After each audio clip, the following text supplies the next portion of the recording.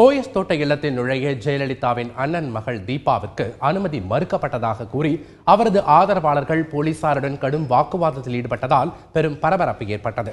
மறைந்த முதலமைச்சர் ஜெயலலிதாவின் போயஸ் தோட்ட இல்லத்திற்கு இன்று காலை அவரது அண்ணன் மகள் தீபா திடீரென வந்தார். உள்ளே செல்ல தீபாவுக்கு அனுமதி மறுக்கப்பட்டு அவர் தடுத்து நிறுத்தப்பட்டதாக கூறப்படுகிறது. இதனால் அவரது ஆதரவாளர்கள் ஏராளமானோர் அங்கு திரண்டனர். இதையடுத்து அங்கு குவிக்கப்பட்ட நூற்றுக்கணக்கான போலீசார் தடுப்புகளை அமைத்து தீபா ஆதரவாளர்களை தடுக்க முயன்றனர். இதனால் போலீசாருடன் அவர்கள் கடும் வாக்குவாதத்தில் ஈடுபட்டனர். இதனால் அங்கு பெரும் பரபரப்பு ஏற்பட்டது.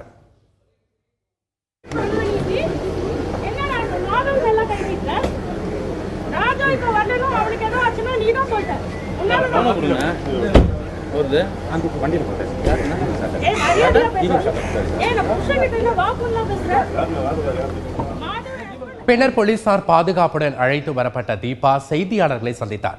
ஜெயலலிதாவின் படத்திற்கு மரியாதை செலுத்த சகோதரர் தீபா அழைத்ததால் தான் போயஸ் தோட்டம் சென்றதாக தீபா கூறினார்.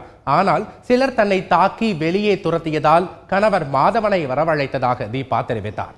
பாதுகாவலர்கள் தன்னையும் கணவர் மாதவனையும் தாக்கியதாக தீபா புகார் தெரிவித்தார். தீபக் தன்னை அழைத்து திட்டமிட்டு பிரச்சனை செய்ததாக தீபா குற்றம் சாட்டினார். தீபக் மீது சரமாரியாக குற்றம் சாட்டிய தீபா பிரதமர் மோடியை சந்தித்து முறையிடப் போவதாகவும் கண்ணீர் மல்க கூறினார்.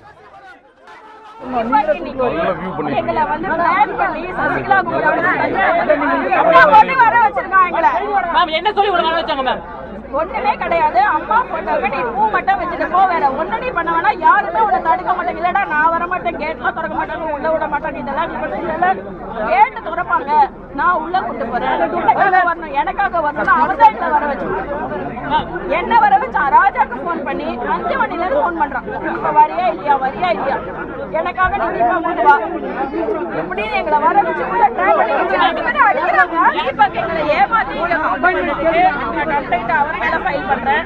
சசிகலா சரி பண்ணதுக்கு அவங்க மேல கம்ப்ளைண்ட் ஃபைல் பண்றேன். சட்டம் போலீஸும் அவங்க மேல நடவடிக்கை எடுக்கணும். இந்த சட்டம் இதுல சம்பந்தமே இல்லாத எங்க 2 பேருக்காக டைவர்ட் பண்ணி வர வச்சு அதுவே சட்டப்படி தப்பு.